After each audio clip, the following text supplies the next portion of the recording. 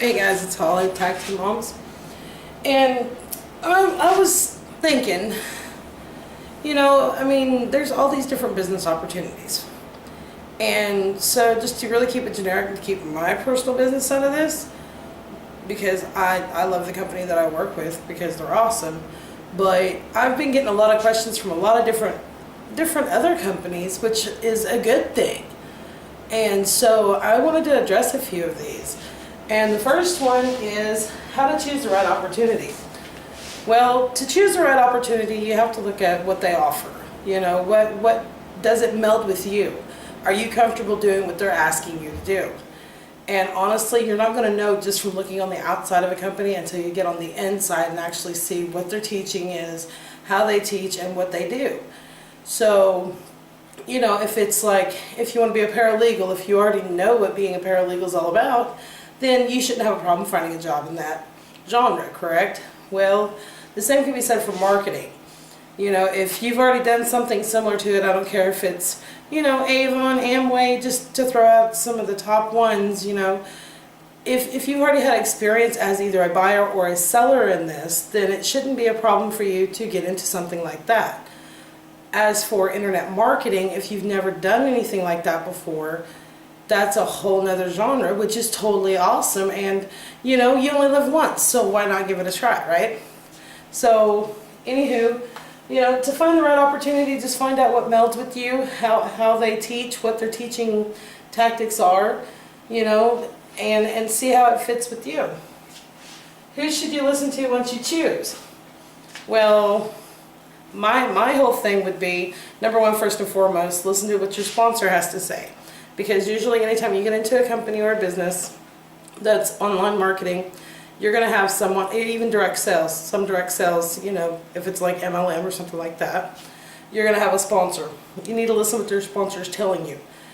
And if you don't feel like you're getting enough information to, be able to achieve what your expected goals are, then you need to look to the leaders.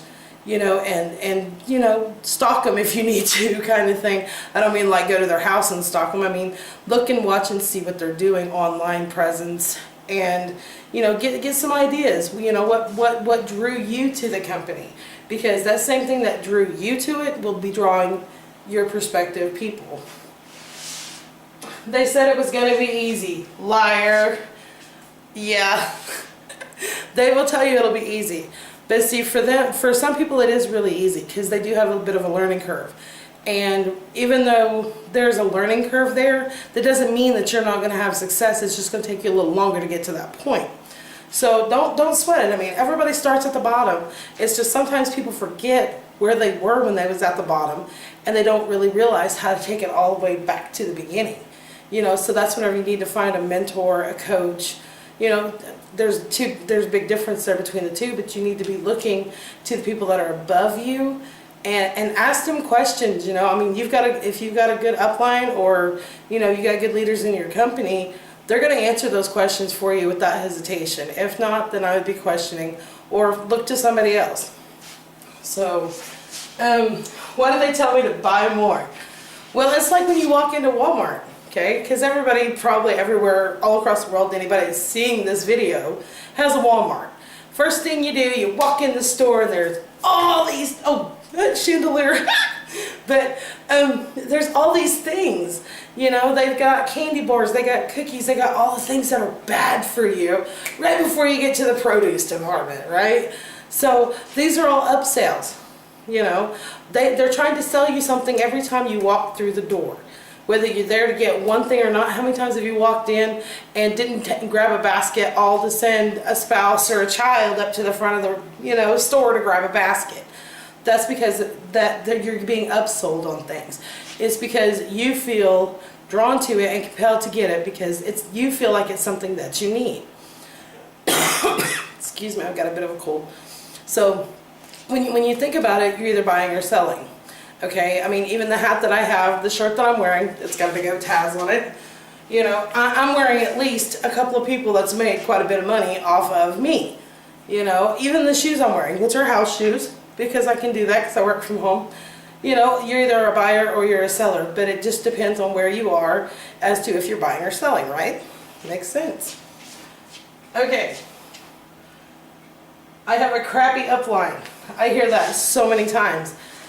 If you feel like you have a crappy upline, don't look at it like that. Don't look at what you're focusing more on the aesthetics of it. You need to be looking at what you can bring to the table. If you're having a crappy upline or you feel like your sponsor's, messing you around or whatever, dude, don't be like them. Do the total and complete opposite of what they're doing. If for like me, I'm giving you this training video, right? That's a good idea, is it not? How would what I have to tell you help someone else out that's having problems, right? These are problems that have been brought to me on my Facebook page as well as some other places. How long will it take to make the big money? Again, that goes with the learning curve. So once you've gotten yourself positioned, and that's what it's all about, is positioning. You need to get yourself out there, get yourself seen, and break away from the herd, if you will. You got to stand out a little bit. And whenever you start making the big jumps and doing the big things, the leaders are going to notice and they're going to be like, what are you doing? Tell everybody how you're doing this. And that positions you as a leader in your industry. How do I get people to join me? I put that in quotations, get. You're not trying to get anyone. If a person wants to join, they're going to join. If they don't, they don't. You have to respect it either way, because either they don't feel compelled by you, or maybe your product that you're offering isn't something that they want. I have a certain brand of tea that I like to drink versus anything else, or I have, my particulars. But if there's something about you that really melds with somebody, then they're more than likely going to probably come back to you, either as somebody a sounding board to bounce questions off of, to find out more about what you're doing. Make yourself available, but don't make yourself too available, because you're losing out on a lot of good things. And high recommendation, motivational. Listen to the inspirations. There's a lot of people. There's Abraham Hicks, there's Tony Robbins, there's, we have a Think and Grow Rich mindset call that we do in the mornings. There's Napoleon Hill. There's all these things. But don't forget that the reason why that, people are pushing you to read these and to listen to this is because this has been tried and true and proven methods over the years. And once you get it right up here, everything else falls into place. It's too simple, really. It really is. So whenever number 3, they said it was going to be easy, they were right. You just didn't know that. So this is Holly. Sorry to take up so much of your time. Time is money. Time is valuable. It's one thing we can never get back. So until then, if you got any questions, leave a comment below. We'll do anything we can to try to get your question addressed. And until then, I'll talk to you later. Bye.